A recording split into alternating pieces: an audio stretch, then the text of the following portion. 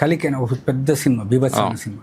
దాంట్లో ఒక చిన్న సన్నివేశం ఉంటుంది లాస్ట్లో, ఎక్కడో ఫ్లాష్ బ్యాక్లో కర్ణుడి గురించి సన్నివేశం ఉంటుంది. కర్ణుడు బాణం, ఇది అర్జునుడు ఒక బాణం వేస్తే కర్ణుడి రథం కొద్దిగా వెనక్కిపోతుంది, మళ్ళీ కర్ణుడు వేస్తే ఈయనది కొద్దిగా తక్కువ పోతుంది. కృష్ణుడు అంటాడు, అర్జునుడు అంటాడు, అగో నాకంటే వానికంటే నాకు తక్కువ పోయిందంటే, అరే నేను దేవుణ్ణి డైరెక్ట్గా నేను ఇక్కడ ఉన్నా కానీ నీ రథం 2 అడుగులు వెనక్కిపోయిందంటే వాడు ఎంత గొప్పవాడు అని చెప్పేసి అది ఒక ఫ్లోలో వెళ్ళిపోయినట్టుగా కనిపిస్తుంది. కానీ దాని వెనక ఉన్న ఎజెండా ఏంటి? అర్జునుడిని నెగిటివ్ కర్ణుడిని చూపించాడు. మొత్తం మహాభారతంలో కర్ణుడే కదా విలన్ పూర్తిగా. అసలు రాజీ సంధి కుదరకుండా ఉండడానికి కారకుడే కర్ణుడు. కర్ణుడు ఎక్కడ ఏ యుద్ధంలో గెలిచాడు చెప్పండి భారతంలో? ఎవడన్నా చదివాడా మహాభారతం? అసలు ఒరిజినల్ కాపీ ఎవడన్నా? మహాభారతం తెలిసిందంతా ఏంటి అంటే కర్ణుని గ్లోరిఫికేషన్ ఎక్కడి నుంచి వచ్చిందో దానవీర శూరకర్ణ ఎన్టీ రామారావు గారు ఆయన ఒక్క దానము చేయలేదు. నేను ఈరోజు చెప్తున్నా మీకు, కర్ణుడు ఎక్కడ దానం చేయలేదు. కర్ణుడికి రూపాయి కూడా అతని దగ్గర లేదు. దుర్యోధనుడు ఇచ్చిన భిక్ష అంగరాజ్యం, దుర్యోధనుడు పెట్టిన భిక్ష అంగరాజ్యం. అతనిది కాదు, అతని సామంతుడు. ఆ ఉన్న దాంట్లో, ఆ వచ్చిన దాంట్లోంచి ఏమైనా ఇచ్చాడేమో తెలియదు. మహాభారతంలో దానాలు చేశాడు అనేది ఏం లేదు. చివరికి ఆయన కవచకుండలాలు ఇచ్చింది కూడా అది దానం కాదు, ఇచ్చిపుచ్చుకున్నాడు. శక్తి ఆయుధం తీసుకొని అది ఇచ్చాడు అంతే. అతనికి తను చాలా గొప్ప వీరుణ్ణి అని అనిపించుకోవాలన్న ఈగో ఎక్కువైంది అక్కడ. అందుకే దుర్యోధనుడు పంచన చేరాడు. ద్రౌపది వస్త్రాపహరణానికి ప్రధాన కారకుడే కర్ణుడు. ఇట్లాంటి వాడిని తీసుకొని వచ్చి హీరో చేసేసి దానవీర శూరకర్ణను పెద్ద పెద్ద డైలాగులు కొట్టేస్తే అది కొన్ని తరాలపైన ఇంపాక్ట్ పడింది. ఇప్పుడు కేవలం ఒక సినిమా గురించి దాని ఇంపాక్ట్ ఎంత పడింది చూడండి.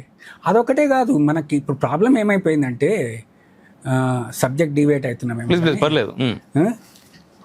అంటే ఇప్పుడు నేను చెప్పాలి, ఇది వచ్చింది కాబట్టి చెప్తున్నా. మన వాళ్ళు చాలా విషయాలు సరదాగా తీసుకున్నారు. ఎందుకంటే చాలా గొప్ప భక్తుడి చేత తన దేవుణ్ణి తిట్టించడం, ఆంజనేయునితో రాముణ్ణి తిట్టించడం కామెడీగా తీసుకున్నారు. రామాంజనేయ యుద్ధం కానీ మిగతా కానీ, కృష్ణ అర్జున యుద్ధం కానీ, కృష్ణుడి చేత అర్జునుడిని తిట్టిస్తాడు. గయోపాఖ్యానం ఉంది. ఆ గయోపాఖ్యానంలో అర్జునుడి కృష్ణుడి సంవాదం అర్జునుడి చేత విపరీతంగా తిట్టిస్తారు. గయోపాఖ్యానం పింగళి లక్ష్మీకాంతరావు గారు రాసిన పుస్తకం 1,00,000 కాపీలు అమ్ముడుపోయారు. బ్రిటిష్ వాళ్ళు అమ్మించారు దాన్ని. బ్రిటిష్ వాళ్ళు దాన్ని నాటకం వేయించారు. అది ఒక సరదాగా తీసుకున్నారు. దాని వెనుక ఉన్న పెద్ద కుట్రను మనం ఛేదించలేకపోయాం. అది కామెడీగా తీసుకున్నాం తప్ప, వాడు చాలా ఎంత గొప్ప భక్తుడు. అర్జునుడు నరనారాయణుల భావంలో ఉంటాము, వాళ్ళని ఇచ్చేశారు. ఆంజనేయుడు రాముని తిట్టడం ఏంటి? ఆ సినిమా తీయడం ఏంటి? సదాశివ బ్రహ్మం చేత లవకుశుల్లో రాముడిని తిట్టిస్తాడు, పద్యాలు పాడించి. లవకుశులు పద్యాలు పాడతారు. ఇవన్నీ ఒక తెలియకుండా చాప కింద నీరులాగా అట్లా వెళ్ళుకుంటూ వచ్చాయి. చివరికి అవే నిజాలు అయిపోయాయి. చివరికి అదేదో సినిమాలో, ఇదే దానవీర శూరకర్ణలోనే, నాకు 6వ భర్తగా కావాలని నేను కోరుకుంటున్నాను, ద్రౌపది క్యారెక్టర్ని సర్వనాశనం చేస్తాడు. అది ఏమిటది? ఎంత దుర్మార్గం అది!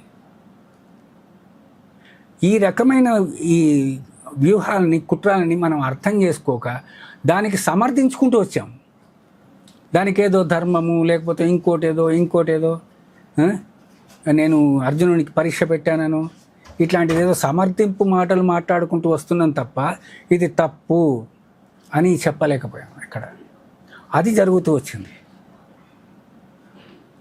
చాలా దుర్మార్గమైన కుట్రలు చేసుకుంటూ వచ్చారు.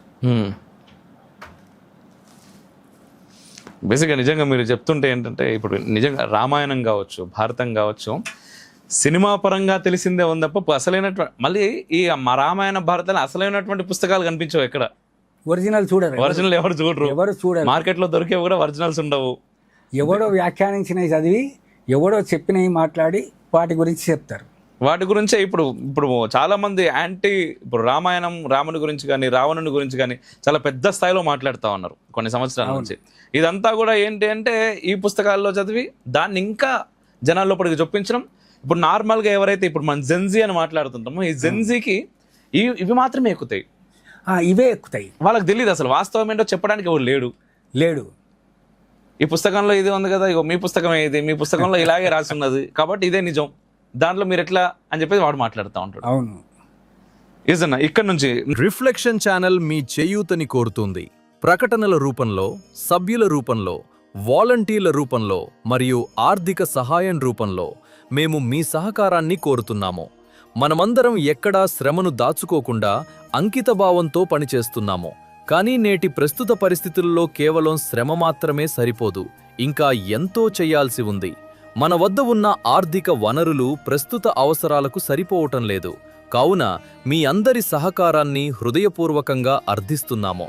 దయచేసి మా ఈ ధర్మ కార్యక్రమంలో మీ వంతు చేయూతను అందించవలసిందిగా కోరుతున్నాము.